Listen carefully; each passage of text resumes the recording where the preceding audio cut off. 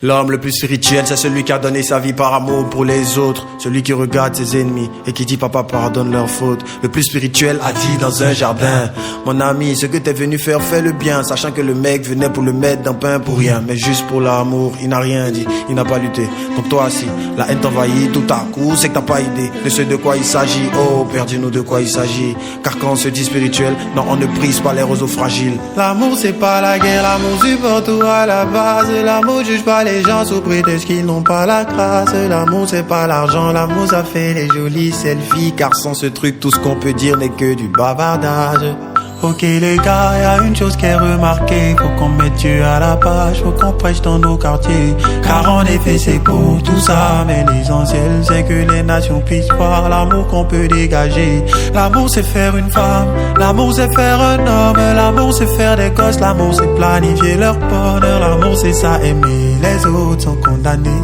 Je sais de quoi je parle et même papa m'a montré que la vie c'est l'amour, la vie c'est l'amour, la vie c'est l'amour. La vie c'est l'amour, la vie c'est l'amour.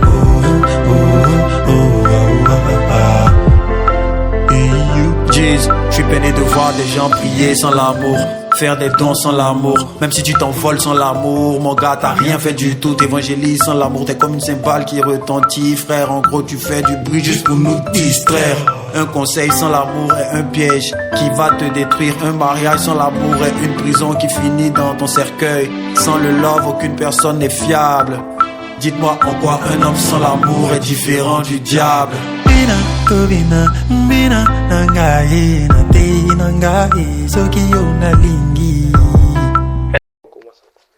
Donc maman, tu as raison. Donc maman, celui que tu as vu là, c'est celui qui s'est présenté devant toi en tant que ton guide, en tant que ton Seigneur. Accepte de le servir et ne regarde plus derrière. Ne regarde plus les persécutions du derrière. Ne regarde plus la douleur de derrière. Ne regarde plus le mal que ceux du derrière t'ont fait. Mais regarde à celui qui t'a appelé à le servir. Et celui qui t'a appelé à le servir là, dans une parole de son livre, il a dit quelque chose qui est très très capital. Jean 14 verset 1. Jean 14 verset 1er. Voyons ce que celui concerne là, qu'est-ce qu'il a dit. Il dit dans Jean 14 verset 1er, vous êtes à la ligne, qui peut lire?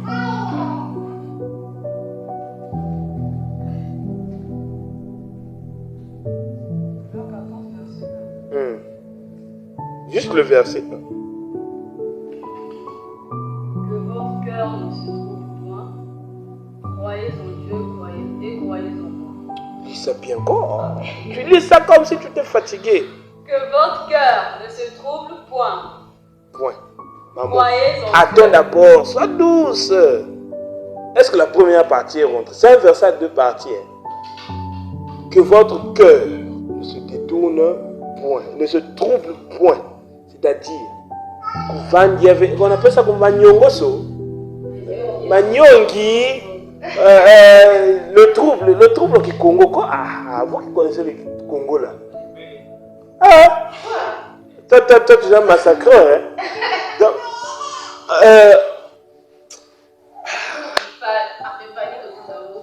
ceci, donc, paniquant et diavé. Ne sois plus dans la crainte, ne sois plus dans les persécutions que tu as fait autrefois, ne sois plus dans le est-ce que. Mets tout entre les mains de Dieu. Comme il dit lui-même, ne te soucie même plus de ton lendemain, maman. Place ton lendemain entre les mains de Dieu. Et quand tu placeras ton lendemain entre les mains de Dieu et que tu te seras donné à son service, lui, il va prendre soin de toi. C'est là où s'applique la deuxième partie. Quelle est la deuxième partie du verset? Croyez en Dieu. Première partie. Crois en Dieu. Le Dieu que tu as vu là, crois en lui. Crois que c'est lui qui t'a placé sur le bon chemin. C'est lui qui t'a placé sur le bon chemin. Sur le chemin que tu dois suivre, maman. Et le deuxième est croyez en moi. En moi qui? Jésus-Christ. Celui qui est mort à la croix pour tes péchés là, il t'a déclaré parfaite à ses yeux. Et puisque tu es parfaite à ses yeux, lui-même va te prendre en charge. Lui-même va prendre de telle enseigne que tu puisses commencer à briller. Ta vie va commencer à enseigner les gens. Et tu verras la gloire de Dieu. La gloire de celui que tu as croisé dans ton sommeil là. En toi, maman. Reste sans crainte. D'accord, maman? Je n'ai pas dit que les problèmes ne vont pas venir. Hein. Et je n'ai pas pour moi dit que les problèmes viendront. C'est quand les problèmes vont venir là. C'est là où tu dois maintenant appliquer le verset de Jean 14, verset 1. Que le verset de Jean 14, verset 1 là soit ta bannière. Que votre cœur ne se trouble point. C'est-à-dire, point là, sont synonymes. L'autre mot qui peut expliquer le point là, c'est jamais. Donc que ton cœur ne puisse jamais se troubler. Quelle qu'en soit la circonstance, que ton cœur soit en paix. Que ton cœur ait la paix de Dieu là. Quand tu auras la paix de Dieu là, tu verras la croyance en Dieu. Facilement tu pourras dire, Dieu pourvoira, Dieu va envoyer, Dieu va nous donner, Dieu va faire. Facilement, tu verras la manifestation de la gloire de Dieu. Amen. Et Dieu a une manière très étrange, propre à lui-même d'agir. Et c'est cette manière propre à lui d'agir là, il nous l'a enseigné. Mais c'est juste que nous-mêmes, nous ne faisons pas attention. Nous ne faisions pas attention à comment il nous l'a enseigné.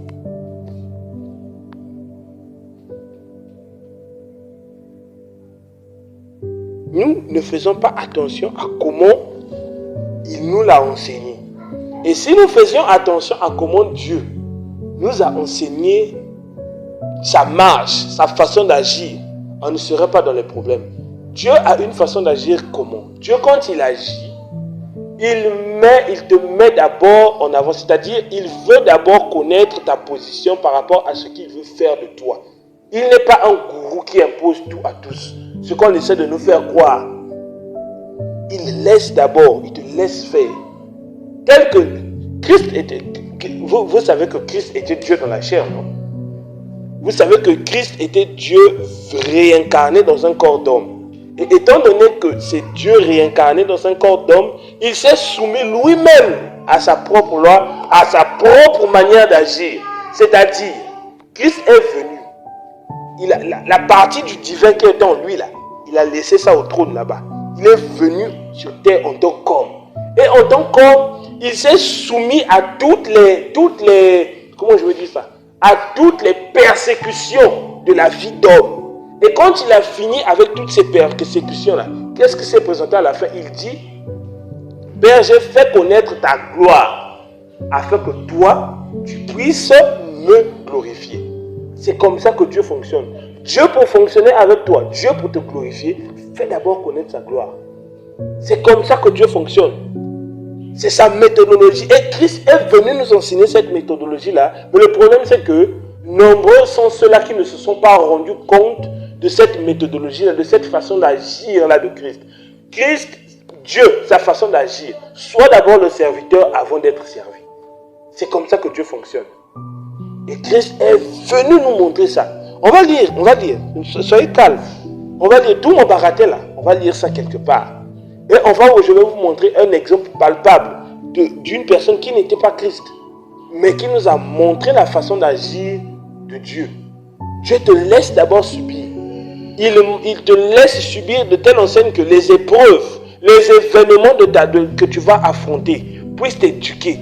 Les événements que tu vas affronter puissent te faire connaître, la crainte de son nom. Puissent te faire connaître à ce que tu connaisses la paix que procure son nom. Et une fois que tu as ces deux éléments-là rassemblés en toi, Christ va te faire connaître maintenant le fait que ton cœur ne puisse plus se troubler. Que ton cœur puisse rester dans la stabilité qu'apporte sa paix et la crainte de son nom. Mais cette stabilité-là ne vient qu'avec des événements douloureux. Parce que il nous compare à de l'or éprouvé par le feu. Vous avez déjà vu comment on travaille l'or pour enlever l'impureté de l'or? Pas encore. Vous n'avez pas encore vu comment les forgerons travaillent. Même l'épée. Comment on forge une épée? On prend un morceau de métal. on le fait rentrer dans le four. Quand on le fait rentrer, ça chauffe pour que le métal là puisse fondre. Quand le métal là fond, on ressort ça. On prend un marteau, on commence à taper dessus. Pour enlever toute l'impureté qui recouvre le métal là. Parce que ce n'est pas tout le métal qui est important, mais c'est juste la partie interne du métal qui est nécessaire pour pouvoir faire une épée confortable qui pourra permettre que le soldat parte en guerre nécessairement pour combattre. Mais si on vous montre comment l'épée là est travaillée, même les montres en or que vous portez, les touches que vous portez d'or, si on vous montre comment on travaille ça, avant que ça ne devienne ce que vous avez entre les mains, actuellement vous aurez même pitié de l'or. Ça passe par le feu, ça passe par le marteau, on coupe, on cisaille, tout ça pour ressortir la perfection de l'or. C'est la même chose. Si Christ nous compare à de l'or éprouvé par le feu, c'est que nous sommes l'or éprouvé par le feu. Mais tout comme tout lingot d'or comporte des impuretés qui le recouvrent, Dieu ne peut pas prendre ce lingot d'or-là et présenter ça aux gens comme ça. Dieu a besoin d'abord de purifier ce lingot d'or. Et pour purifier ce lingot d'or, il nous fait passer par des épreuves douloureuses. On tape dessus. Ça tombe même, on rattrape encore, on tape.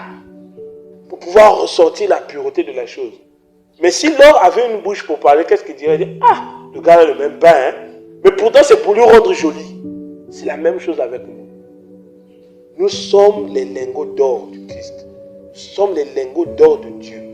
Et pour révéler notre beauté, pour révéler notre pureté, nous sommes obligés de passer par ces épreuves-là. Et lorsque nous passons par ces épreuves, lorsque nous murmurons, nous devenons comme des lingots d'or qui disent au forgeron, mais pourquoi tu me tapes comme ça? Tu ne peux pas me laisser tranquille.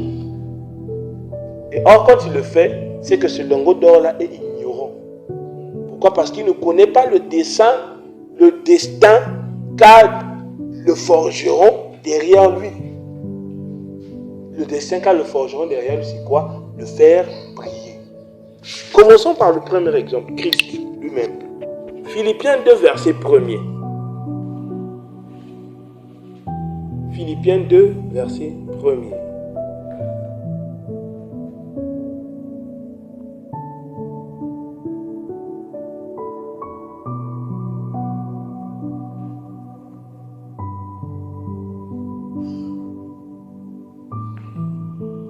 Vous êtes à la ligne? Vous êtes à la ligne? Toi, Abraham est en train de se battre encore à chercher Philippiens dans la Bible. Les smartphones vous rendent paresseux. Verset 1er. Je peux dire, non? Si donc, il y a quelque consolation en Christ. Là, tu vois, on commence. Vous connaissez c'est quoi la consolation? La consolation, c'est quoi? C'est le réconfort. Si donc, il y a quelque consolation en Christ, s'il y a quelque soulagement, tu vois le mot en question vient même, dans la charité, s'il y a quelque union d'esprit, s'il y a quelque compassion et quelque miséricorde, rendez ma joie parfaite, ayant un même sentiment, un même amour, une même âme, une même pensée.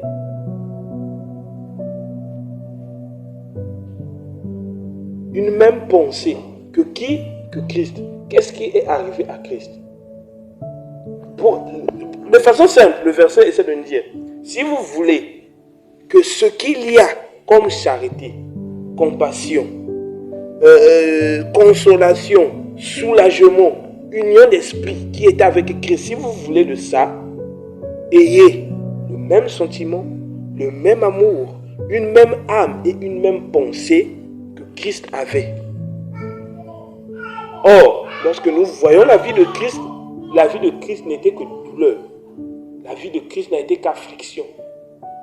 Lui-même, l'or parfaite, l'or pur, sans tache, est venu et s'est fait traiter par les épreuves pour pouvoir être glorifié devant les hommes et pour que la gloire de Dieu soit parfaite devant les hommes.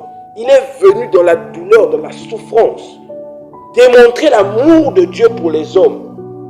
Si vous voulez être à son image, ayez le même sentiment. Le sentiment de Christ n'a été qu'amour.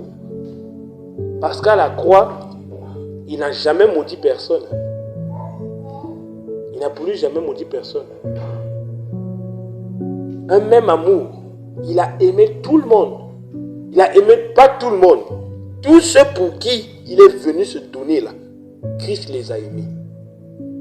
Une même âme, c'est-à-dire l'âme que Christ avait là, désirait la voir. La même communion que Christ avait dans son âme, désirait la voir pour aller de perfection en perfection. Une même pensée. Le verset 3 nous dit ceci. Ne faites rien par esprit de parti. Vous connaissez c'est quoi l'esprit de parti? Vous connaissez pas l'esprit de parti? Hein? Amen, ma soeur. Ne faites rien par esprit de parti. C'est-à-dire, il va être complot. Parce que ça, c'est mon enfant, je fais pour lui. Devant Dieu, c'est une offense. C'est un crime.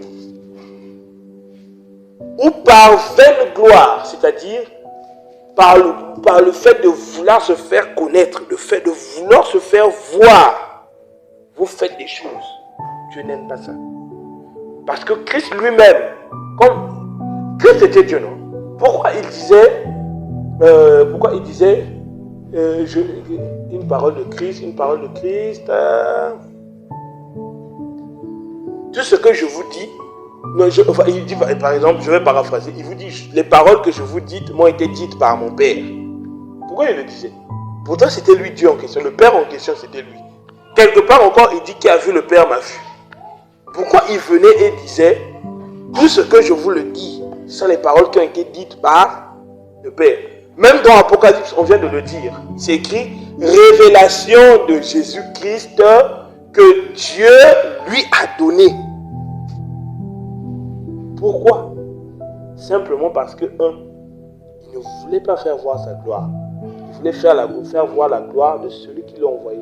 C'est-à-dire, il est venu accomplir une mission, et c'est cette mission qu'il a accomplie du début jusqu'à la fin, sans rien y ajouter. De même, vous aussi, ce que Dieu t'a dit de faire, si Dieu t'a dit de proclamer des bénédictions pour une sœur en particulier, fais-le seulement pour cette sœur-là. Ne cherche pas, par exemple, Dieu me dit, bénis la sœur Mad. Je suis en train de bénir la sœur Mad, comme ça je vois le regard de la sœur Rani. C'est un regard qui dit, pourquoi tu as béni seulement elle? Moi aussi je veux que tu me bénisses. Allez, par parti pris et je veux dire, le mot qu'on emploie ici, c'est quoi même déjà? Par vaine gloire, pour pouvoir montrer que je suis ton mari, que je t'aime, je commence à dire, oh ma soeur, toi aussi, Dieu m'a dit de te bénir. Ces bénédictions-là vont se transformer en malédictions que tu vas faire porter sur l'enfant d'autrui. Par là, Dieu nous demande de faire ce qu'il nous a demandé de faire et nous arrêter là.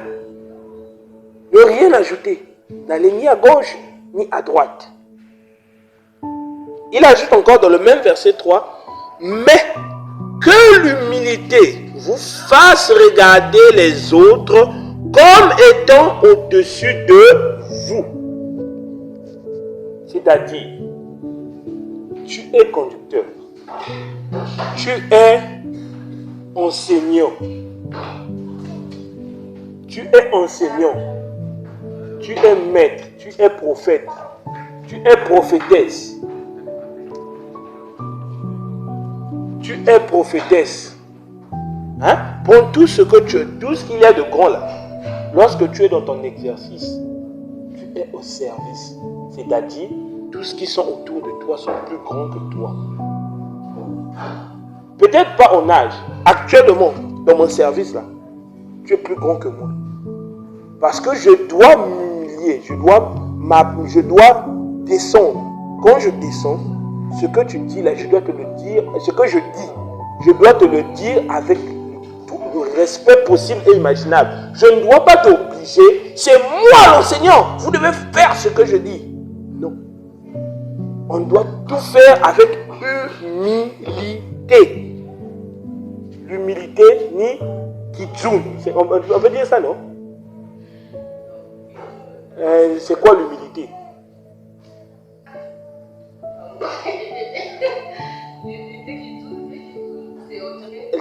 Calme, le calme. L'humilité, c'est-à-dire diminuer quoi? Tu diminues pour que les autres grandissent. L'apôtre Paul, c'était le plus grand des apôtres de Christ. D'après nous, quand on lit, c'est lui qui a fait quasiment tout le Nouveau Testament, n'est-ce pas? Mais tu sais ce que veut dire Paul? Paul veut dire le plus petit. Le plus petit. Donc, c'est-à-dire, il montrait qu'il est au service des autres. C'est cette humilité-là. Christ, quand il est venu, étant donné, aussi vrai qu'il était le maître, mais il s'est fait petit jusqu'à la croix pour que la gloire de Dieu vienne. C'est un exemple qu'il nous a montré et que nous devons suivre.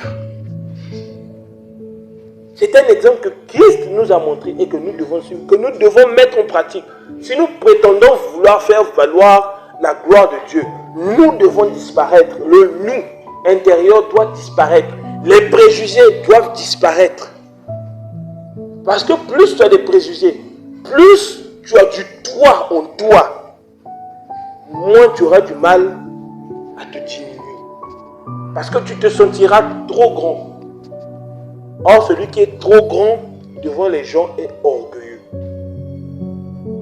Or, l'orgueilleux devant les autres est le plus moindre. Pourquoi? Parce que tout le monde dira Or, quand tu diminues, même la décence sociale voudrait qu'on ne puisse pas mal parler de toi. Quand on commencera à parler de toi, on dit non, lui, laissez-lui. Vraiment, lui, il montre que c'est un serviteur de Dieu. Quand tu diminues, c'est une servante de Dieu. Ta vie va enseigner. C'est comme ça que ça se passe. Il dit encore, on était au verset 3, non? Mais que l'humilité vous fasse regarder les autres comme étant au-dessus de vous. Que chacun de vous, au lieu de considérer ses propres intérêts, considère aussi ceux des autres.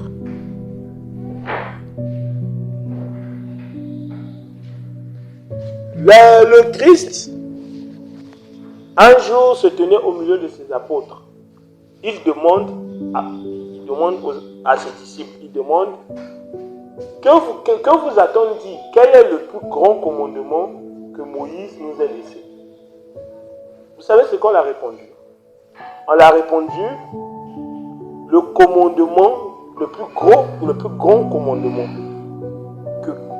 que Moïse nous a laissé, c'est: tu aimeras le Seigneur ton Dieu de tout ton cœur, de toute ton âme et de toutes tes pensées. Vous savez, le Christ, qu'est-ce qu'il dit? Il dit exactement ça. Mais je vous donne un deuxième commandement qui lui est semblable, qui lui est identique. C'est quoi le deuxième commandement? Il dit: tu aimeras ton prochain comme toi-même. Le deuxième plus grand commandement de la Bible. Et c'est un commandement à accomplir avant de prétendre aimer ton Dieu plus que toi-même. Puisque Dieu, on ne le voit pas. Dieu, on le ressent. Dieu est une communion, c'est une relation que nous vivons avec le divin. C'est ça Dieu. Mais pour pouvoir prétendre à cette relation-là, tu dois d'abord entretenir des bonnes bases. Tu dois d'abord entretenir une très bonne relation avec ceux-là que tu vois, ceux-là que tu touches. C'est ce que Dieu nous demande de faire. Lorsqu'il dit que chacun de vous, au lieu de considérer d'abord ses propres intérêts, considère aussi ceux des autres. C'est là que s'applique le verset de « tu aimeras ton prochain comme toi-même ». Parce que pour aimer quelqu'un comme toi, tu dois d'abord voir cette personne-là comme toi. C'est-à-dire, avant que Abraham ne soit Abraham, avant que je ne puisse prétendre une relation avec Abraham, avant que je ne puisse prétendre aimer Abraham, avant que je ne puisse prétendre poser, ne serait-ce que n'importe quel acte contre Abraham, je dois d'abord le voir comme moi-même. Vous savez ce que ça veut dire? Ça veut dire qu'avant d'insulter Abraham, je dois d'abord être Abraham et mettre Abraham à ma place. Vous voyez le danger de la chose. Avant d'insulter quelqu'un, avant de proliférer n'importe quoi contre quelqu'un, tu dois d'abord te mettre à la place de ce quelqu'un-là. Et ce quelqu'un-là aussi, tu lui mets à ta place. Si lui se mettait à m'insulter, comment me sentirais-je? Si lui se mettait à m'imputer tort, comment me sentirais-je? C'est ça, aimer son prochain comme soi-même. Si moi j'étais à sa place de manque, si moi j'étais à sa place de manquement, dans le comportement, dans les agissements, dans le langage, comment me sentirais-je? Comment est-ce que je voudrais qu'on puisse me traiter? Une fois que tu mets ces assises-là, une fois que tu mets ces bases-là, tu te mets à aimer ton prochain comme toi-même.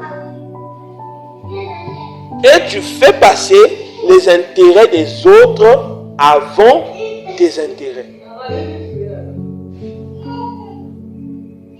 Et c'est ce que nous demande la Bible. L'autre vient te voir, il a faim. Tu vois, il n'a même pas besoin de te parler, tu vois seulement son visage, tu sais qu'il a faim. Tu sors une assiette, tu es en train pourtant de manger. Tu lui sors même l'album, tu lui dis regarde la photo, tu prends avec la fourchette. Tu vois, là, avec la fourchette, tu montres avec la fourchette. Là, j'avais 2 ans. Regarde comment j'étais potelé. Tu manges. Après, à la fin, tu dis, c'est dommage, je n'avais qu'une seule assiette. Avant de faire ça, mets-toi à la place de l'autre. Si toi, tu avais extrêmement faim et qu'il avait une assiette, qu'est-ce que tu aurais voulu qu'on te fasse? Tant que tu ne feras que tes intérêts à toi, tu ne pourras pas grandir. Et le toi, celui qu'on appelle l'égocentrisme là, l'ego, ne pourra jamais quitter ta vie.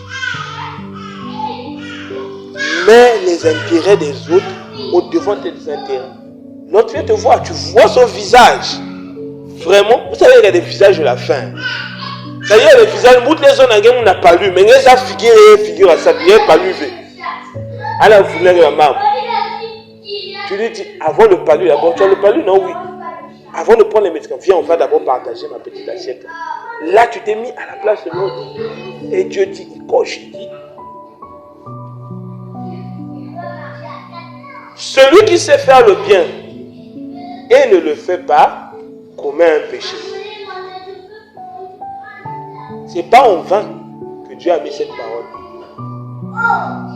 J'allais faire, mais on va dans ça tout. Donc d'abord, parfois ce que tu as donné là, vous avez partagé, non?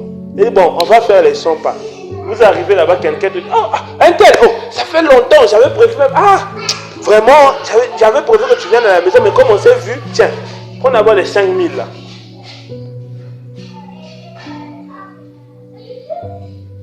Tel que le prophète Élie, quand il est venu voir, quand il parle, Élie le Tishbite, quand il part voir la veuve, qu'est-ce qu'il dit? Il dit, donne-moi d'abord ton pain. Nourris-moi d'abord et je te bénirai après. Donc, vois-moi d'abord comme toi, si j'étais à ta place. Et à la fin, la grâce de Dieu viendra. La grâce de Dieu a été, elle n'a plus manqué de rien chez elle. Plus rien. Dieu a une manière d'agir. Soyons d'abord serviteurs avant d'être servis. La suite. Verset 4. Que chacun de vous, et déjà ça on a lu, non? Ayez en vous les sentiments qui étaient en Jésus-Christ. Quels étaient ces sentiments qui étaient en Jésus-Christ? On commence à expliquer les sentiments qui étaient en Jésus-Christ. Verset 6. Regardez, on est à Philippiens 2, verset 6. Le verset 6 dit ceci.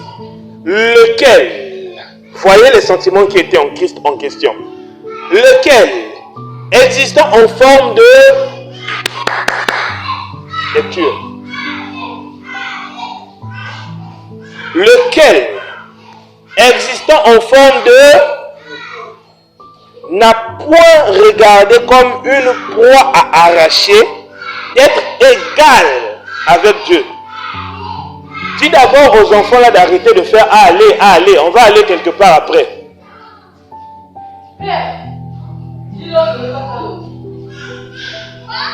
Arrêtez d'imiter Emmanuel.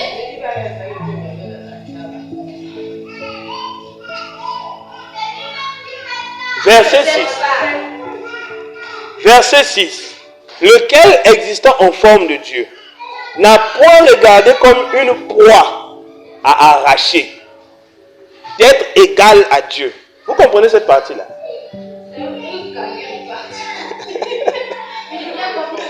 Philippiens 2, verset 6. Vous n'avez pas compris?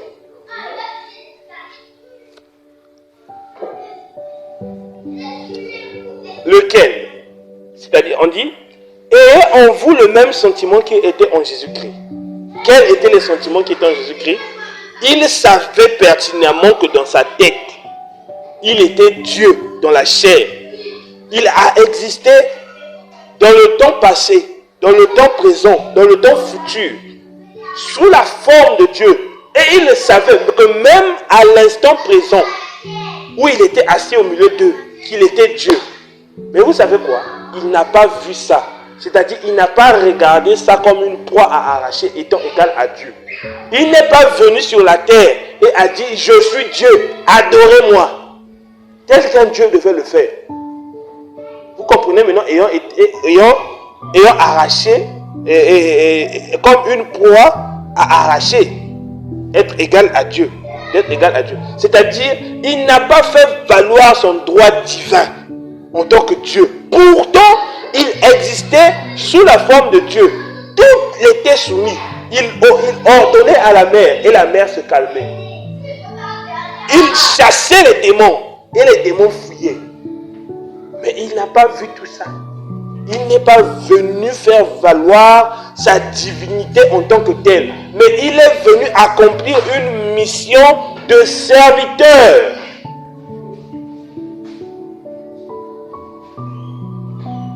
Et le verset 7 l'explique, il dit, mais s'est dépouillé lui-même en prenant une forme de serviteur, en devenant semblable aux hommes et ayant paru comme un simple homme. C'est ce que nous devons être.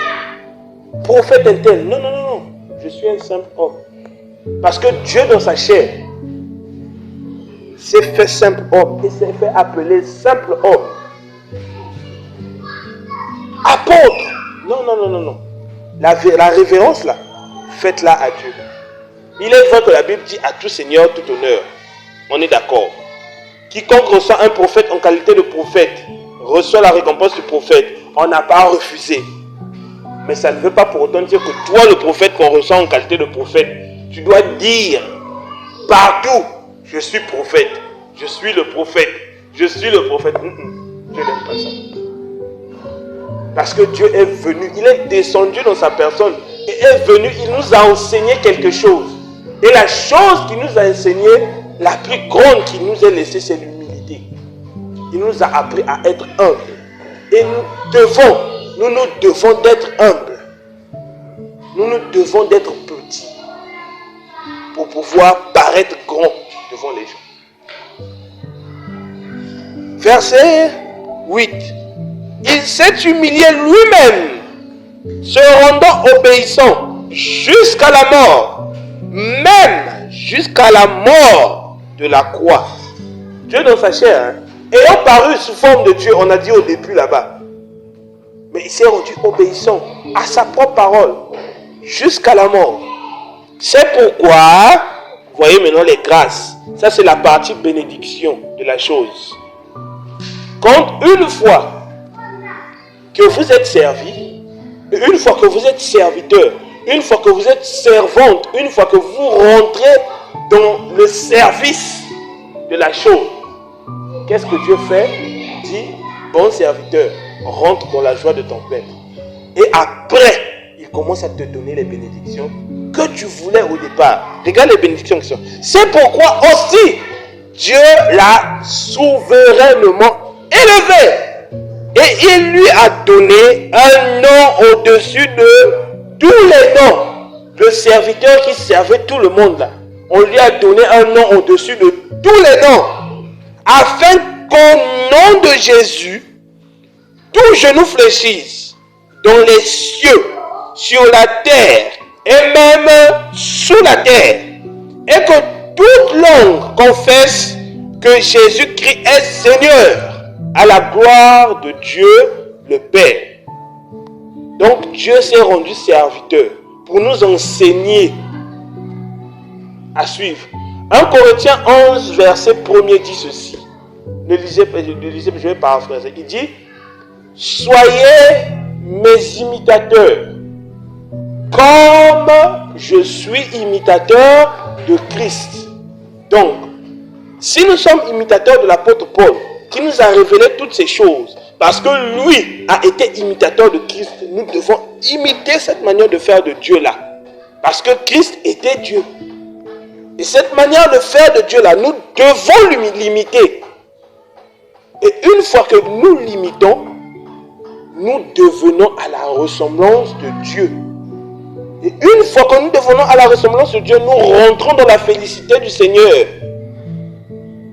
Et en entrant dans la félicité du Seigneur, qu'est-ce que nous faisons?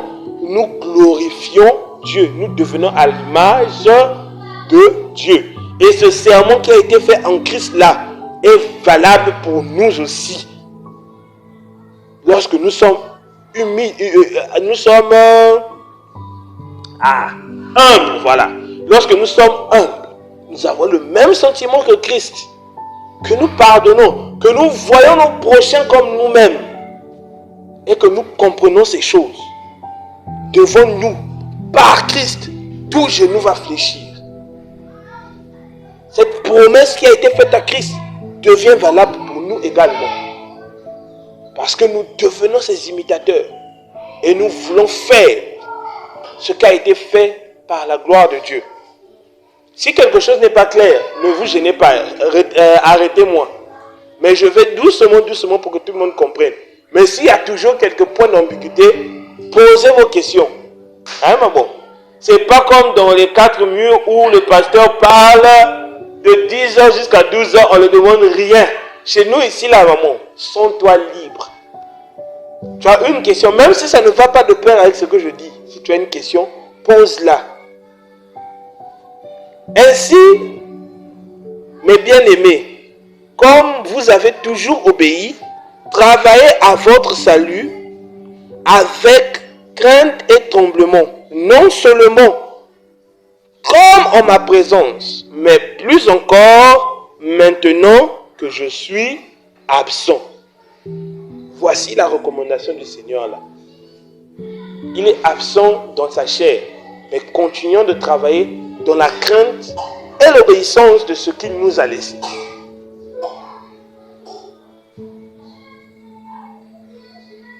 Et Dieu, chaque fois que nous prenons cette position-là, chaque fois que nous nous décidons, que nous nous disions que nous allons vivre d'humilité en humilité, que nous allons avancer, lui faisons confiance, je vous assure, c'est un Dieu qui ne ment pas, qui ne ment point, qui ne ment jamais. Et il accomplit toujours à ce qu'il demande de faire. Et il y a plusieurs exemples comme ça dans la Bible. De ceux qui ont suivi cette humilité-là. De ceux qui ont suivi cette marche-là. Et qui ont eu accomplissement de ce qui leur était préparé. Vous voulez qu'on lise un exemple? Allons dans le Nouveau Testament. 1 Samuel, je crois. 1 Samuel 1, verset 1. Vraiment, aujourd'hui, nous le faisons couvrir les versets 1.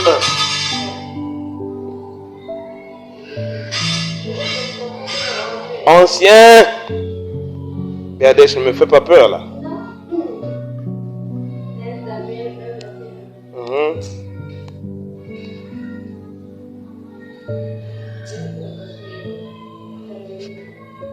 1 Samuel 1, verset 1. Tout le monde est à la page?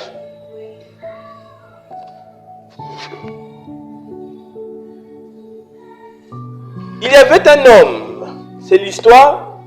Ça, c'est l'histoire d'un polygame. Si vous voulez défendre les polygames, là, voici votre verset. Mais là, on n'est pas là pour parler des polygames. Pardon, on est là pour montrer un exemple. On est d'accord? Il y avait un homme de Ramathaïm, Sophim, de la montagne d'Éphraïm, nommé Elkana. Donc l'homme en question s'appelait Elkana. On va lire, la suite là n'est pas important. On passe directement au verset 2. Il avait 2 femmes. Retenez bien les noms des femmes. Donc l'une s'appelait Anne et l'autre s'appelait Pénina. Pénina avait des enfants, mais Anne n'en avait point. C'est-à-dire elle n'a jamais eu d'enfant de sa vie. Même fausse couche à femme vieille, ça ne la connaissait pas. Donc elle n'avait aucun espoir d'avoir un enfant. Mais elle a demeuré ferme. Chaque année, cet homme montait de sa ville à Silo pour se prosterner devant l'Éternel des armées et pour lui offrir des sacrifices. Là se trouvaient les 2 fils d'Élie, Ophni et Phinehas, sacrificateurs de l'Éternel. Le jour où Elkana offrait son sacrifice, il donnait des portions à Pénina, sa femme, et à tous les fils et toutes les filles qu'il avait d'elle. Donc c'était un homme qui accomplissait le verset de Exode 21, verset 10, si je ne me trompe pas, où il dit, s'il veut prendre une autre femme, il ne retranchera rien du devoir conjugal, du manger et du vêtir, n'est-ce pas? Donc il accomplissait bien la loi. Mais il donnait à Anne une portion double, car il aimait Anne, que l'Éternel avait rendue stérile. Donc il savait que c'est l'Éternel qui l'avait rendue stérile. Là, vous savez que la Bible, quand il dit sa rivale, c'est qu'il y a quelque chose qui se passait entre Pénina et Anne. Pénina, c'était la femme qui avait des enfants. Anne, c'était la femme qui n'avait pas d'enfants, n'est-ce pas? Sa rivale lui prodiguait des mortifications. Sa rivale en question, c'est Pénina. Donc on va remplacer sa rivale par Pénina. Pénina lui prodiguait des mortifications pour la porter à sérité de ce que l'Éternel avait rendu stérile. Vous voulez que je vous donne un exemple? Pénina enceinte. Elle est là. Ah, Mami, pas 7 mois. Ah, moi, on est 4 kilos. Ah, papa, vraiment, les avait mamoué. Ah, ils ne peuvent pas comprendre. Ah, un bébé dans le ventre, ça fait mal. Ah. Tout ça là pour que l'autre Anne là, elle se sente mal. Ou bien quand elle finit d'accoucher là, comme Elkana en question aussi, il devait avoir une bronche bébé. Elkana en question. Quand elle tombe enceinte là, elle dit, mais toi, ah, mon aussi, ah, il faut m'envoyer qu'on a côté à la machine. Papa, il y a ça vraiment. Tu vois, là, elle est en train de lui provoquer pour que l'autre se fâche. Et que l'autre vienne devant l'Éternel pour lui dire que pourquoi tu m'as rendu stérile? On a compris, non? Mais, verset 5. Et non. On était au verset 6, non? Verset 7 donc. Et toutes les années, il en était ainsi. Donc chaque année qu'elle était enceinte là, oh, Anne ne reste. Je vous ai dit qu'il a une bronche bébé. Chaque année qu'elle était enceinte là, Pénina et Anne, c'était la même chose. Pénina, toujours, elle troublait Anne.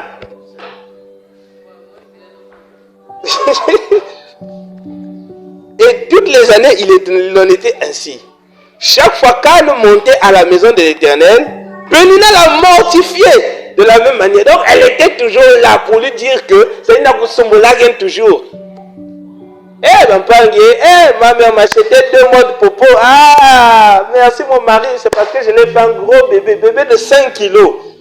C'est impossible de l'accoucher, mais moi je l'ai fait. Nous autres qui avons les enfants dans le ventre. Allez, Anne Kounache. Le cœur est parti, le cœur est tombé dans l'estomac. C'est-à-dire, quand la Bible dit qu'il n'y a rien de nouveau sous le soleil, là, il n'y a rien de nouveau sous le soleil. La part de rivalité, là, ça a toujours existé. Ça a toujours existé. Voilà pourquoi Dieu revient toujours sur ça. Pénina la mortifiait de la même manière. Alors, elle pleurait et elle ne mangeait point. Donc, je n'ai forcé quoi. Pas sur l'outil intime. Elkana, son mari, lui disait, Anne, pourquoi pleures-tu? Et ne manges-tu pas? Pourquoi ton cœur est-il attristé? Est-ce que je ne vaux pas pour toi mieux que 10 fils?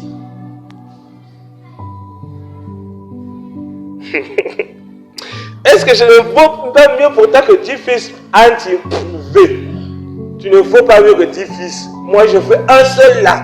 Un seul bébé là. Va falloir plus que 10 maris comme toi. Moi, je veux mon bébé. Là-bas, là-bas, tous les jours, il y a une guerre. Il y a toujours des courses qui sortent là-bas. Le mari n'en pouvait plus. Mais Anne gardait son calme. Elle restait toujours dans l'humilité. Elle ne répondait pas. La Bible, si elle répondait, la Bible allait le dire. Elle ne répondait pas. Elle restait conforme à ce qu'il devait être. Et elle continuait à avoir confiance au Dieu qu'elle servait. N'est-ce pas? Puisque Anne se leva après que l'on eut mangé et bu à Silo. C'est-à-dire, vous savez que vous connaissez la loi qui dit que quand vous aurez votre dîme, vous emmenez au lieu que l'Éternel aura désigné. Là, tu mangeras ta dîme. Vous connaissez cette loi-là? Le sacrificateur Élie était assis sur un siège près de l'un des poteaux du temple de l'Éternel. Et l'amertume dans l'âme, elle pria l'Éternel et versa des pleurs. Dans ce moment d'affliction, elle allait voir un ganga? Non. Elle allait voir un marabout? Non. Elle allait se plaindre chez son mari? Non. Elle est revenue vers celui-là qui a été dit dans la Bible, qui l'a rendu stérile. C'était qui? C'était l'Éternel. Ce côté-là aussi, on doit développer ça un de ces 4. Rappelez-moi ça un jour. La prière de Anne. Il dit quoi? Elle fit un vœu. Ah, ce Dieu est bon. Elle fit un vœu en disant, l'Éternel des armées, si tu daignes regarder l'affliction de ta servante, et si tu te souviens de moi, et n'oublie point ta servante, donc elle se met en position de servante, et si tu donnes à ta servante un enfant mâle, je le consacrerai à l'Éternel pour tous les jours de sa vie, et le rasoir ne passera point sur sa tête. Vous savez ce qu'elle vient de dire là? Elle vient de dire, si tu me... en français simple, je sais que le français de la Bible de Louis II là, il pensait que tout le monde a été à l'université. En français simple, il veut dire, si tu me donnes un enfant, un garçon, l'enfant là ne sera même pas le mien. Ça sera l'enfant que je vais te donner. Il va te servir. C'est de là qu'est sorti le prophète Samuel. Le prophète Samuel qui est venu donner l'onction au roi David et au roi Saoul là. C'est sa maman. Anne était sa maman. Donc, Anne s'est mise dans la position de servante. Et même le bien qu'elle demandait à Dieu, là, elle l'a remis au service de Dieu. C'est-à-dire, elle a connu sa position, et sa position là, qu'elle a connue là, elle l'a remis encore au service de Dieu. Doublement. Et vous allez voir la bénédiction qu'elle aura à la fin. Oh, c'est une bénédiction trop grande. Comme elle est restée longtemps là maintenant, c'est un exemple de l'humilité que Dieu veut vous montrer. Comme elle restait longtemps en prière devant l'Éternel, Élie observa sa bouche. Anne parlait dans son cœur et ne faisait que remuer les lèvres. C'est-à-dire, elle est là, devant le temple. Merci Seigneur, mais dans son cœur, c'est une prière tout autre. Dans son cœur, elle faisait que répéter tout ce qu'elle vient de dire dans le verset 11 là. Le vœu qu'elle a fait à l'Éternel là, c'est ce qu'elle ne faisait que répéter dans son cœur. Mais sa bouche disait autre chose. Donc, les deux parties de son corps, à cause de l'affliction, à cause de l'épreuve, les deux parties de son corps se sont séparées. Et l'âme a commencé à ériger une prière. La bouche aussi a commencé à ériger sa prière. C'est une fois qu'on atteint ce niveau-là, qu'on devient hors pur devant l'Éternel. Parce que devant les épreuves, devant la chaleur, devant les coups de marteau, on connaît la préciosité, même si ça ne se dit pas, de nos cœurs. Et nous le mettons au service de Dieu. Anne parlait dans son cœur et ne faisait que remuer ses lèvres. Mais on n'entendait point sa voix. Élie pensa qu'elle était ivre, c'est-à-dire assoulée. Parce que lui-même, non, lui-même le sacrificateur n'a jamais vu des choses comme ça. Comment une personne... Merci Seigneur. Merci Seigneur. Elle est là. Les gens viennent, ils prient, ils parlent. Elle est seulement là. Elle embrouille les gens. Elle est ivre. Alors, Élie vint. Il lui dit, jusqu'à quand seras-tu dans l'ivresse? Fais passer ton vin. Anne là, si c'était une bonne filie ou une bonne larée, de toute façon elle allait laver le sacrificateur là. Elle ne l'a pas fait, elle est restée dans l'humilité. Qu'est-ce qu'elle dit? Elle a répondu.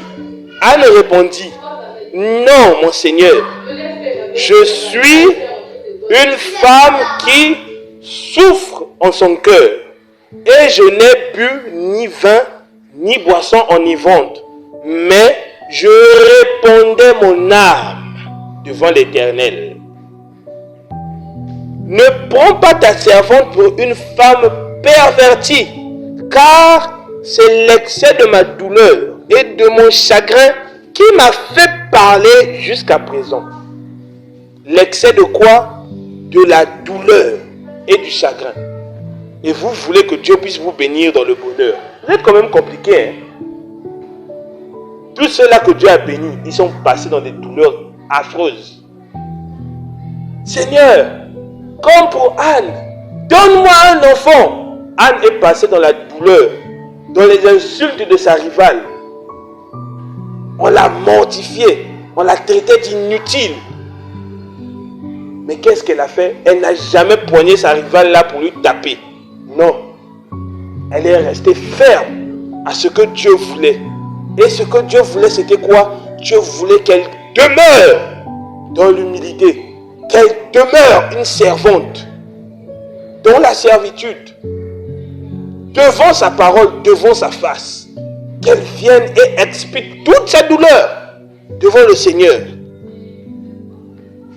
Élie reprit la parole et dit, va en paix. Et que le Dieu d'Israël, regardez maintenant comment les prophètes sont quand même bizarres. Ça, c'est pas Élie le Tishbite. Hein. Il y a une différence. Le prophète Élie le Tishbite est venu longtemps après le sacrificateur Élie. Ils sont deux. Il y a deux Élie dans la Bible. Il y en a même plusieurs, mais il y en a deux. Donc ça, c'est pas le prophète Élie qui avait fait tomber le feu sur Jézabel. Non. D'accord, on est d'accord. Parce que ce prophète Élie, là, ce sacrificateur Élie là va mourir. Après, c'est Samuel qui va venir. Or, Samuel est venu longtemps avant Élie. On est d'accord. Donc, Élie reprit la parole et dit, va en d'autres termes, que ton cœur ne se trouble. Vous avez vu l'exemple en question que je vous avais dit, non? Et que le Dieu d'Israël exauce la prière que tu lui as adressée.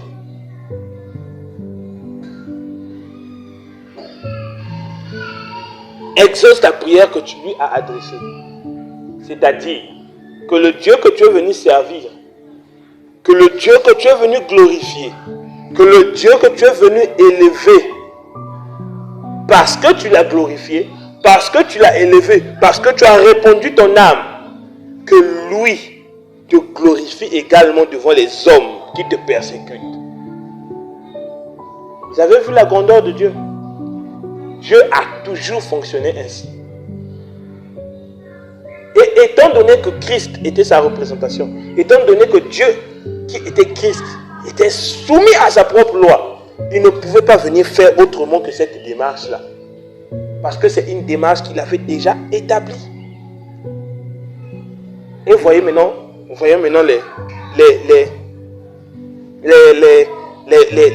bienfaits de marcher dans l'humilité. Elle dit que ta servante trouve grâce à tes yeux. Et cette femme s'en alla.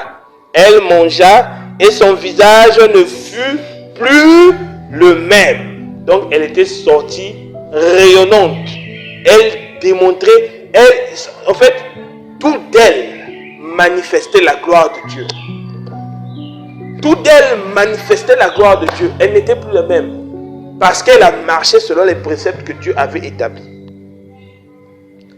Ils se levèrent de bon matin. Et après s'être prosternés devant l'Éternel, ils retournèrent et revinrent dans leur maison, à Rama. Elkana connut Anne, sa femme, et l'Éternel se souvint d'elle. Vous êtes des grandes personnes, vous avez compris ce que ça veut dire. Dans le cours de l'année, Anne devint... Qu'est-ce qui manquait à Elkana pour la mettre enceinte depuis tout ce temps-là? C'est parce que Dieu avait bloqué. Dieu voulait que quelque chose se déclenche. Dieu voulait que cette bénédiction-là vienne au moment où Anne n'était plus la même. Elle n'était plus la même Anne-là, c'est-à-dire la renaissance. Anne était née de nouveau. Et dans cette nouvelle naissance, Dieu a recréé tous les organes de son corps jusqu'à son utérus pour qu'elle puisse être capable de conserver un bébé. Parce qu'elle devenait une nouvelle personne et elle était apte à recevoir les bénédictions du Seigneur. Dieu l'a mis à l'épreuve, l'a mise à l'épreuve. Et Dieu, l'ayant mise à l'épreuve, Anne est restée constante. Elle a demeuré dans la soumission qui est due à une femme. Allons jusqu'à appeler le sacrificateur mon Seigneur. Ah.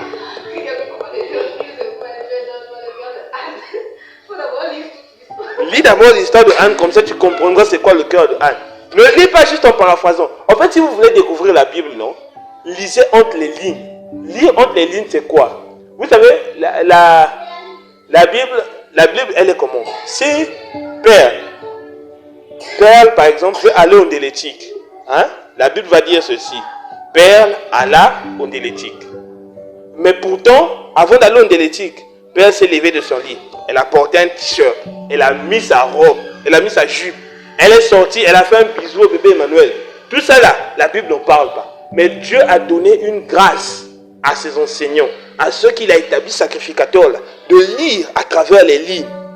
Quand ils viennent, ils vous rendent ça. Quand ils vous donnent ils vous font le compte rendu de la chose. Vous comprenez, c'était comme ça là. Donc mon Seigneur qu'il a appelé sacrificateur, c'était si difficile. Imaginez-vous, vous êtes en train de prier. Le pasteur vient vous dire, t'as soulagé. Ça te fait mal, hein. C'est-à-dire colère et montengue.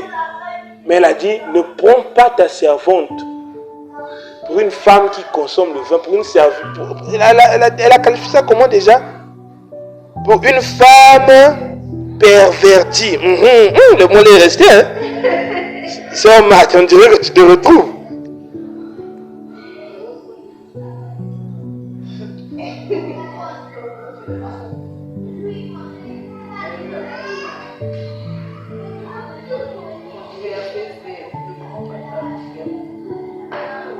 Perverti.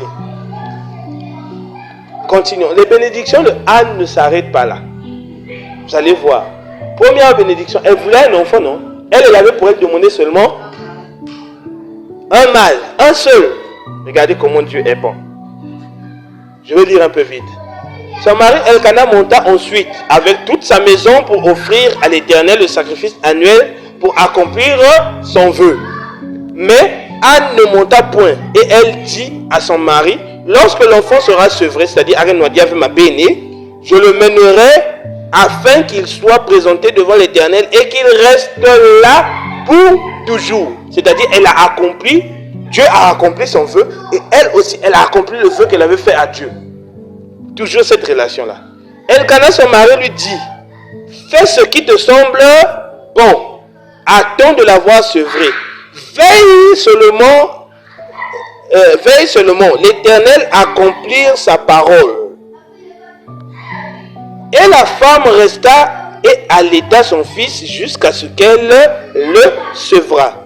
Quand elle l'eut sevré, elle le fit monter avec elle et prit 3 taureaux, un épha de farine, une outre de vin, et elle le mena dans la maison de l'Éternel à Silo. L'enfant était encore tout jeune. Ils égorgèrent le taureau et ils conduisirent l'enfant à Élie. Anne dit, mon Seigneur, pardon, aussi vrai que ton âme vit, mon Seigneur, je suis cette femme qui me tenait ici près de toi pour prier l'Éternel. C'était pour cet enfant que je priais. Et l'Éternel a exaucé la prière que je lui avais adressée. Aussi, je veux le prêter à l'Éternel. Et il sera toute sa vie prêté à l'Éternel. Et ils se prosternèrent là, devant l'Éternel. Anne a accompli sa parole. Elle a donné l'enfant en sacrifice à l'Éternel. Elle dit même prêter. Elle reconnaît que c'est l'enfant que Dieu lui a donné, qu'elle a porté. C'est son enfant, mais qu'elle donne au service de Dieu. N'est-ce pas? Seigneur, donne-nous le cœur de Anne.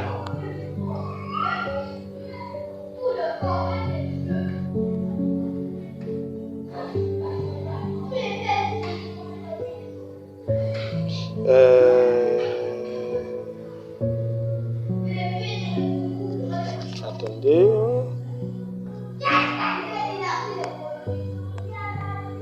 Je voulais vous faire. Lisons à partir 1 Samuel chapitre 2 verset 18. À partir de là jusqu'au verset, jusqu'à ce qu'on va s'arrêter. Voici la deuxième bénédiction que Anne va recevoir. Regardez. 1 Samuel 2 verset 18. Samuel faisait le service devant l'Éternel et cet enfant était revêtu d'un éphod de lin.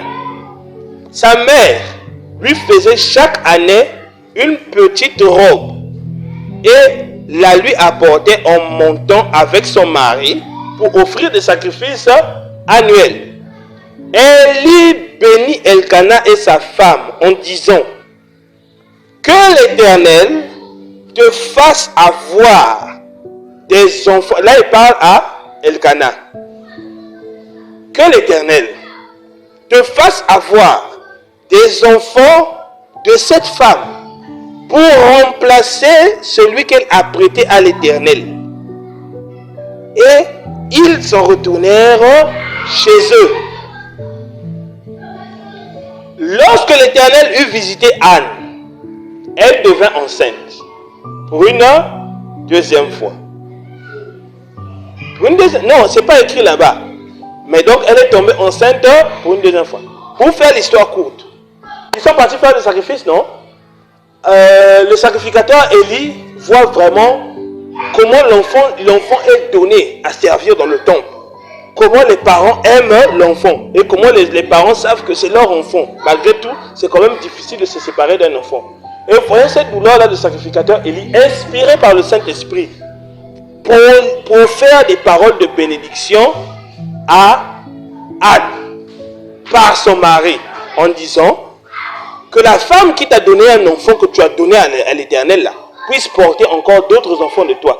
Là, c'est une autre bénédiction de Dieu qui découle du même vœu que Anne avait fait à l'Éternel.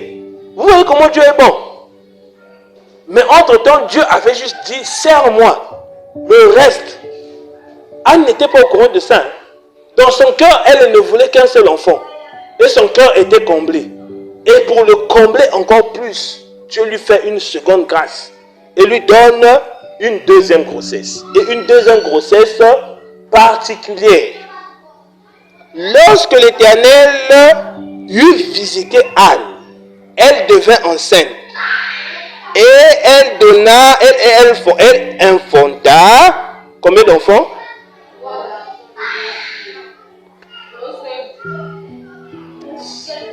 Vous blaguez avec la bénédiction de Dieu. Hein? 2 grossesses, 6 enfants.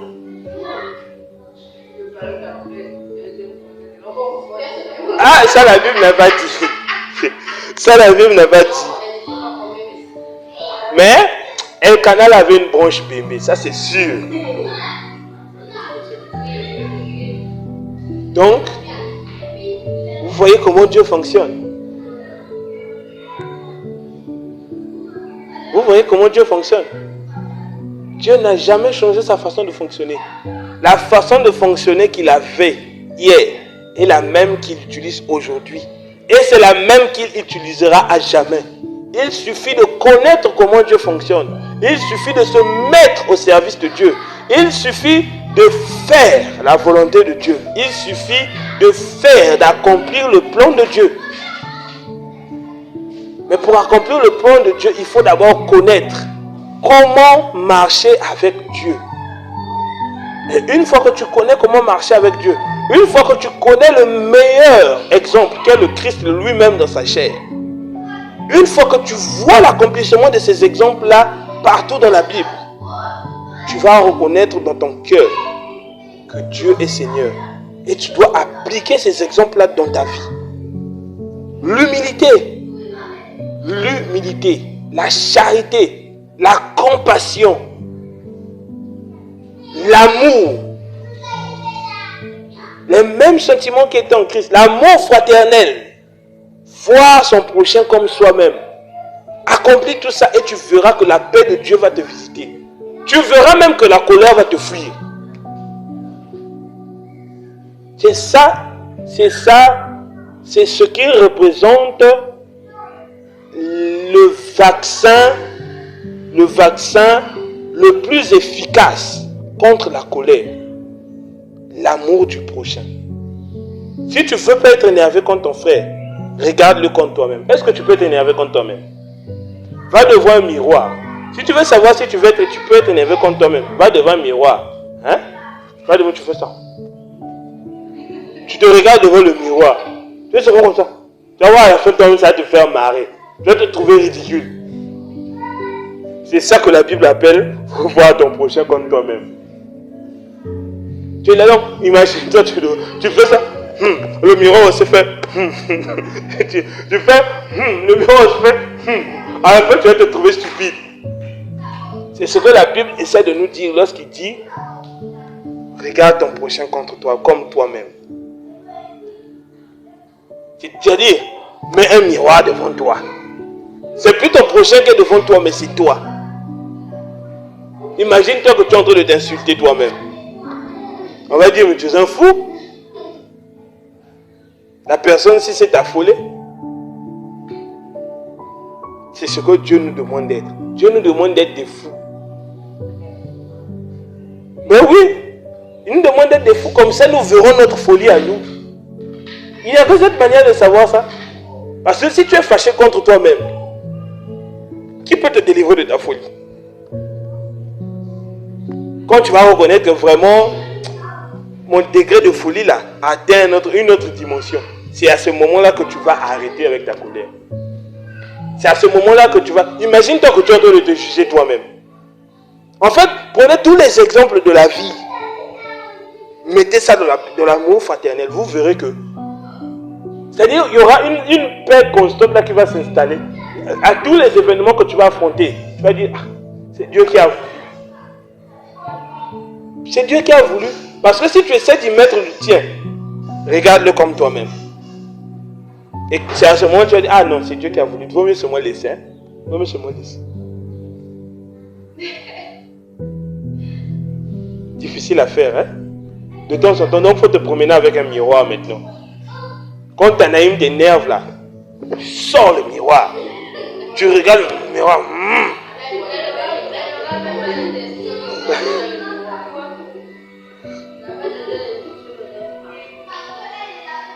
C'est une chose que nous devons faire. Nous devons mettre, vous savez, les 4 murs nous ont appris à faire passer la vie sociale avant la vie chrétienne. Et cette mauvaise éducation-là, ils ont placé ça dans le cœur de nos parents. Et le cœur de nos parents, étant donné que tout homme ne peut donner que ce qu'il a reçu, les parents aussi ne peuvent que nous donner ce qu'ils ont reçu. Or, la Bible vient et nous dit que la vie chrétienne doit passer au-dessus de toutes les réalités sociales. C'est-à-dire, avant d'être congolais, tu es chrétien d'abord. Même ta nationalité là, avant que tu ne sois ce que tu es d'abord chrétien. Parce que Dieu dit qu'il nous a connus lorsque nous étions encore qu'une masse informe. Donc, c'est-à-dire, avant que Père n'existait, Dieu avait déjà fait de toi un chrétien. Donc, entre être un Congolais et être enfant de Dieu, qu'est-ce que tu étais avant? Or, la nature ne vous enseigne-t-elle pas? De même qu'un enfant fait de son mieux pour pouvoir faire plaisir à son papa charnel là. Toi qui étais d'abord enfant de Dieu avant d'être l'enfant de ce papa là. Pourquoi tu ne dois pas d'abord commencer à faire plaisir à celui qui est le vrai papa avant tout? C'est le Seigneur le vrai papa là. C'est lui le premier papa. Après vient votre deuxième faux papa là. Et n'allez pas lui dire que j'ai dit ça. Après vient votre deuxième faux papa là. C'est lui. Mais une fois que tu sais ça, tu vas d'abord commencer à accomplir la volonté de qui? De Dieu. Et bizarrement, quand tu accomplis la volonté de Dieu, le faux papa que Dieu t'a donné là est content. Tu n'as jamais constaté ça? Quand tu fais ce que Dieu veut, tu t'alignes à la vie de Dieu. Ça rend parfaitement content tes parents. Parce que Dieu ne peut pas t'enseigner ce qui est mauvais. Imagine-toi que tu as une compassion et un amour tel que dans tout, au lieu de crier comme le fait contre là, arrêtez! Arrête! Tu dis, tu parles avec une sagesse telle que ton papa va faire des éloges. Ah, ma fille Cortélia, non, ma fille Cortélia, vraiment, c'est un enfant qu'il faut accoucher 2 fois. Ah, ma fille Perle, vraiment, au primaire là, elle était toujours première, mais le collège l'a chicoté. N'est-ce pas, Père? Non, on rigole. Donc du coup, quand tu le fais, c'est que tu es déjà aligné à la parole. Alignons nos vies, alignons la constance de nos vies, suivons la droiture de ce que Dieu veut. Et vous verrez que Dieu va nous faire briller. Glorifiez Dieu et lui, il vous glorifiera. Glorifiez Dieu et Dieu, lui, il vous glorifiera. N'est-ce pas? Glorifiez Dieu et Dieu, lui, il vous glorifiera. 1. Comme ça, vous aurez la motivation de lire la Bible. Jean 17, verset 1. Glorifiez Dieu et lui aussi, il vous glorifiera. Jean 17, verset 1. Jean, c'est dans le Nouveau Testament. Pas 1 Jean. Jean 17. Premier. Vous êtes tous là? Après avoir ainsi parlé, Jésus leva les yeux au ciel et dit, 2 points. Père, l'heure est venue. Glorifie ton Fils, afin que ton Fils te glorifie. Selon que tu lui as donné pouvoir sur toute chair, afin qu'il accorde la vie éternelle à tout ce que tu lui as donné. Or, ça c'est le verset qui tue beaucoup des musulmans. Or, la vie éternelle, c'est qu'ils te connaissent, toi, le seul vrai Dieu, et celui que tu as envoyé, Jésus-Christ. Ça, c'est le verset vraiment qui tue les musulmans. Je vais ouvrir une parenthèse. Le verset là semble contradictoire. Vous savez pourquoi? Les musulmans vont vous dire, si Jésus était la vie éternelle, si Jésus était Dieu, pourquoi il dit qu'il existe un seul vrai Dieu et qu'on doit le connaître pour avoir la vie éternelle? Or, ils ne se rendent pas compte d'une chose. On est tous allés à l'école, n'est-ce pas? Quand deux personnes accomplissent une action, quel pronom personnel on utilise?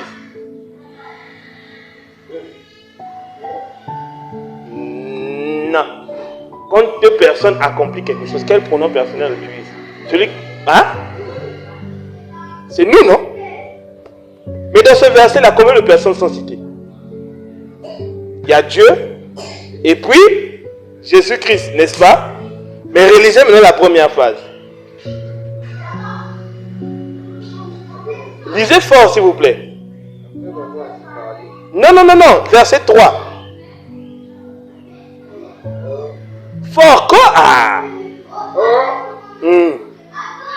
La vie éternelle, c'est qu'ils te connaissent, toi. Tu vois pas que c'est bizarre? Il a cité deux personnes, mais ils disent qu'ils te connaissent. La meilleure façon, le français aurait voulu qu'ils disent, oh, la vie éternelle, c'est qu'ils nous connaissent. Parce que là, il parle de deux personnes. C'est qu'ils nous connaissent. Toi, d'abord, le seul vrai Dieu, et celui que tu as envoyé, Jésus-Christ, n'est-ce pas? Mais il dit qu'ils te connaissent. Ça veut donc dire que le seul vrai Dieu là, et celui qu'il a envoyé là, ne forment en réalité qu'une seule personne. Vous voyez là où tous les musulmans sont tombés.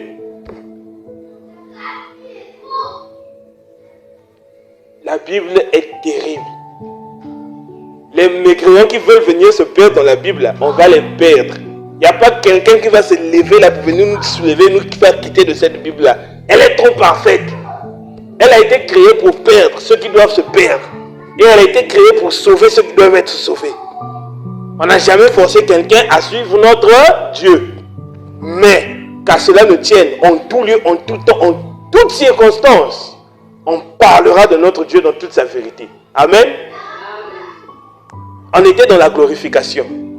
On est rentré un peu là pour essayer de renseigner nos frères musulmans qui s'embrouillent eux-mêmes dans ce qu'ils essaient de dire. Regardez ce que Christ dit. Je t'ai glorifié sur la terre.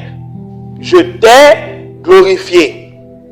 Et j'ai achevé l'œuvre que tu m'as donné à faire. Et maintenant, toi, Père, glorifie-moi auprès de toi-même, de la gloire que j'avais auprès de toi avant que le monde ne fût.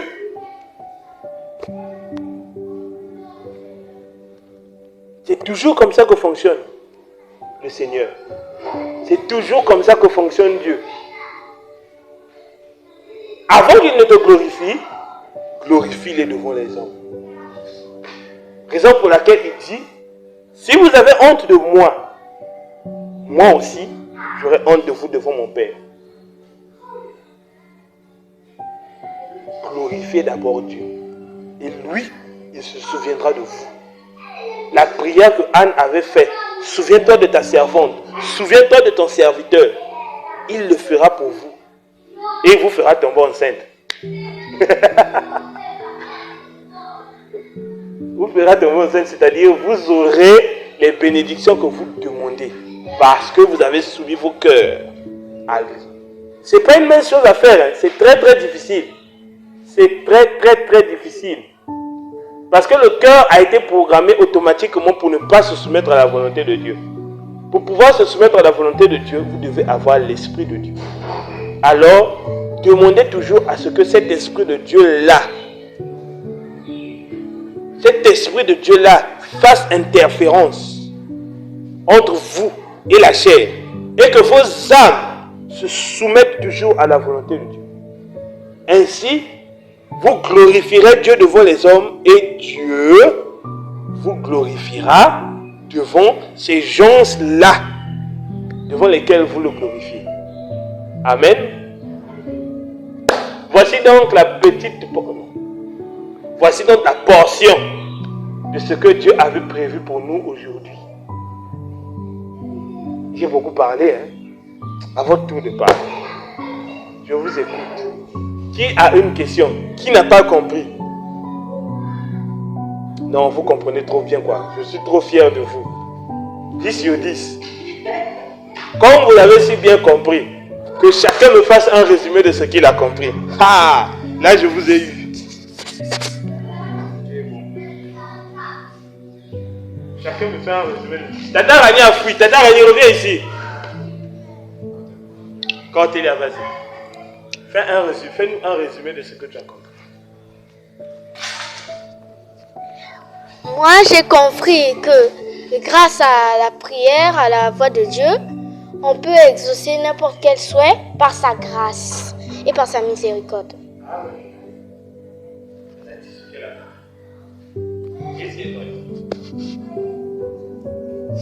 Les mots sont fous. Les mots fous. Bon,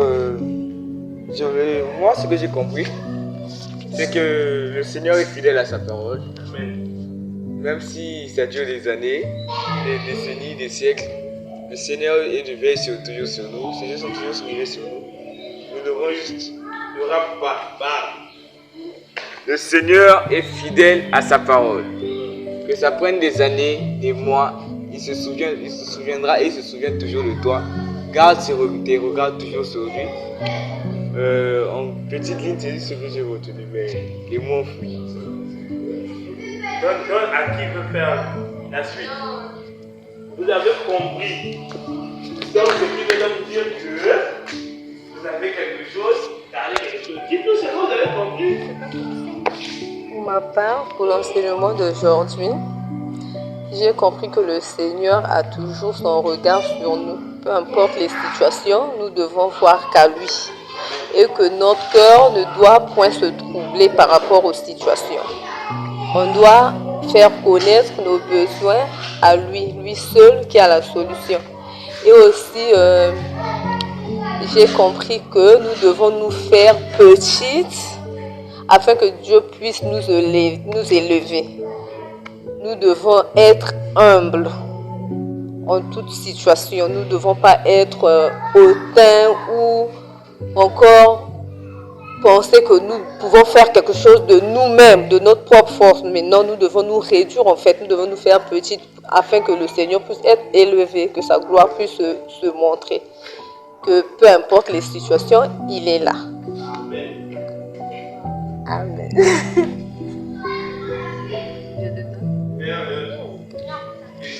Bon, moi, ce que j'ai retenu, c'est que si tu veux avoir la paix n'importe comment, regarde ton prochain comme toi-même.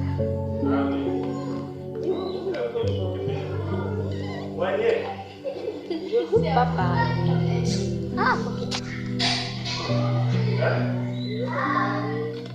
Vous me parlez pourquoi?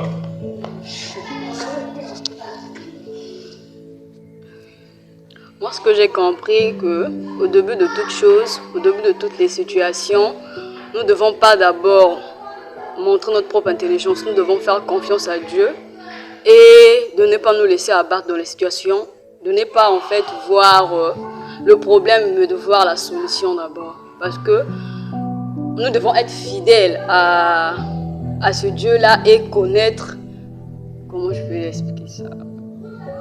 Et connaître en fait le Dieu à laquelle nous nous référons en fait, dans le sens. Amen.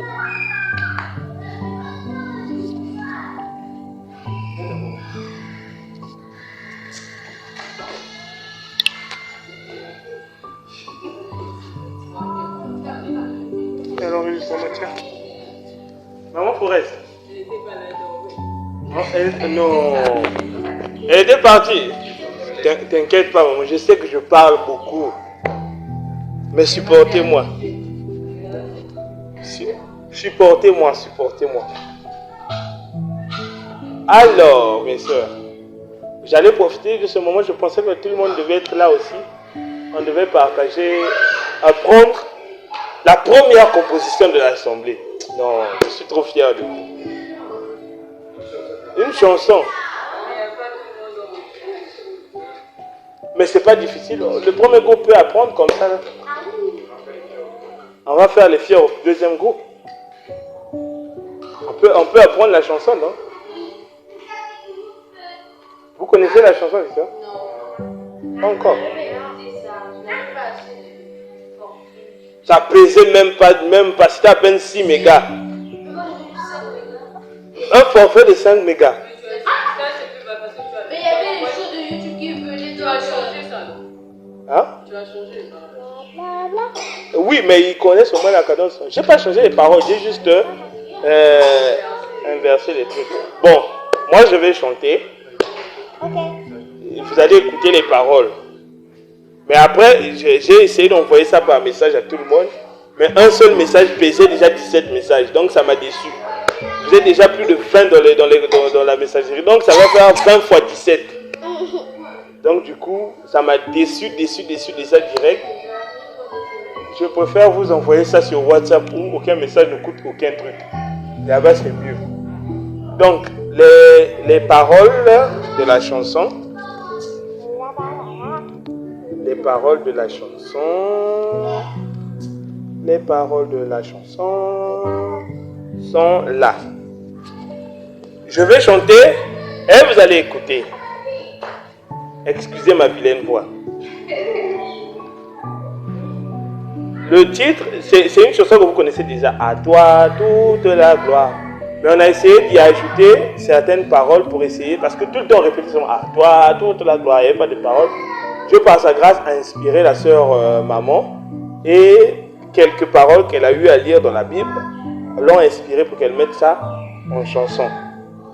Et la chanson donne ceci. Heureux l'homme qui cherche en lui sans refuge. Heureux l'homme qui cherche en lui sans refuge. En vérité, en vérité, en vérité, je vous le dis, je suis la porte des brebis. En vérité, Jésus la porte des brebis. L'engagement avec Jésus est une alliance pour la vie éternelle. L'engagement avec Jésus est une alliance pour la vie. À toi toute la gloire, à toi l'honneur, à toi toute la gloire, à toi l'honneur, à Jésus toute la gloire, à Jésus l'honneur, à Jésus toute la gloire, à Jésus l'honneur. Alléluia, alléluia, alléluia, alléluia, alléluia, alléluia, alléluia, alléluia, à Jésus heureux, heureux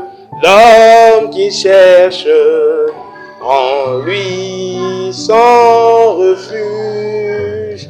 Heureux l'homme qui cherche en lui sans refuge. En vérité, en vérité, en vérité, je vous le dis, je suis la porte des brebis. En vérité, en vérité, je suis la porte des brebis. L'engagement avec Jésus est une alliance pour la vie éternelle. L'engagement avec Jésus est une alliance pour la vie. Après on continue. À toi toute la gloire. La suite. La chanson n'est pas si difficile, non? Vous avez déjà retenu ou bien? Au début c'est un peu compliqué.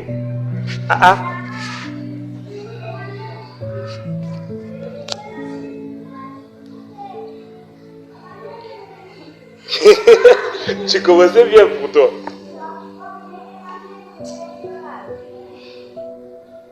Attends, je vais essayer de choisir uniquement les personnes qui sont présentes pour envoyer ça par SMS.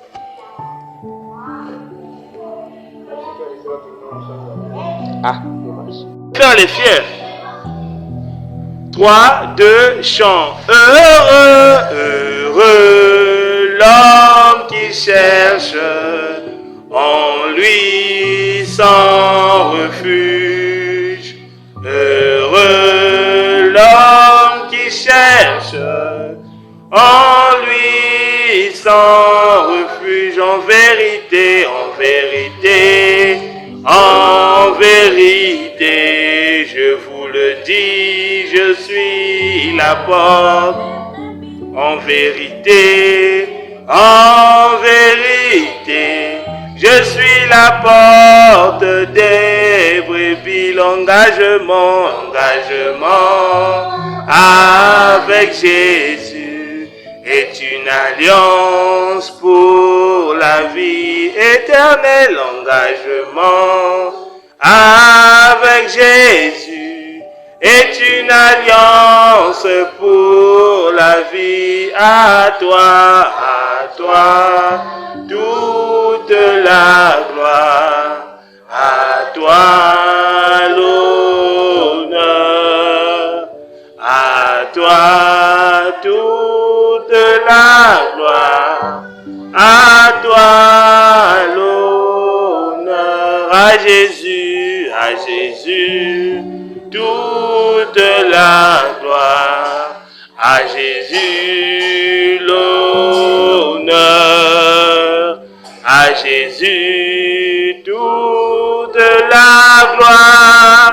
À Jésus l'honneur. Alléluia, alléluia, alléluia, alléluia, alléluia, alléluia, alléluia, alléluia, à Jésus. Heureux, heureux, l'homme qui cherche en lui sans refuge. Heureux l'homme qui cherche en lui sans refuge. En vérité, en vérité, en vérité, je vous le dis, je suis la porte. En vérité, je suis la porte des brebis. L'engagement avec Jésus est une alliance pour la vie éternelle. L'engagement avec Jésus est une alliance pour la vie. À toi toute la gloire. À toi l'honneur. À toi toute la gloire. À toi l'honneur. À Jésus toute la gloire. À Jésus l'honneur. À Jésus toute la gloire. À Jésus l'honneur. C'est pas compliqué, non? Le deuxième pas, en vérité, là, c'est là où il faut avoir vraiment le temps. Mais sinon, c'est pas si difficile. Je suis la porte des brebis. En vérité, je vous le dis, je suis la porte des brebis.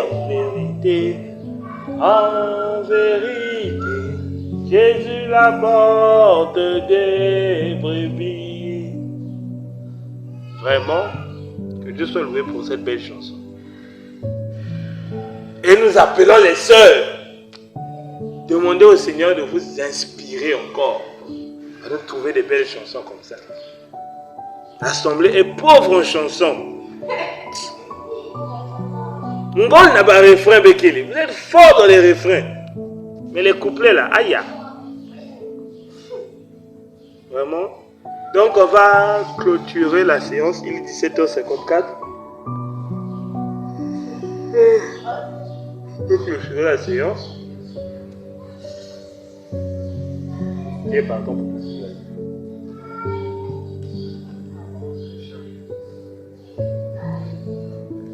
Clôturons la séance. Abraham, prie.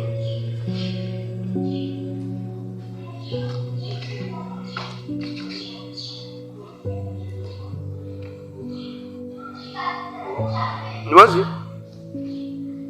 C'est toi, Seigneur, gloire et honneur de son Père. Merci, Père, merci, Père, d'avoir déposé, Père, ces paroles dans nos cœurs. Merci, Père, tous les mots qui sont ici, Père, souviens-toi, Père, avec les frères, avec les sœurs, qui n'ont pas pu venir en ta présence. Souviens-toi, Père, merci, Père, de ce que tu as déposé en nous. Que ce que nous avons entendu, Père, ne soit pas que des paroles, mais que les bénédictions qu'on parle de les jours à venir. Merci, Père, de ta grâce, que chacun rentre, Père, avec sa portion, que chacun rentre avec sa portion, Père, Père, qui nous gloire et honneur de son Dieu. Amen.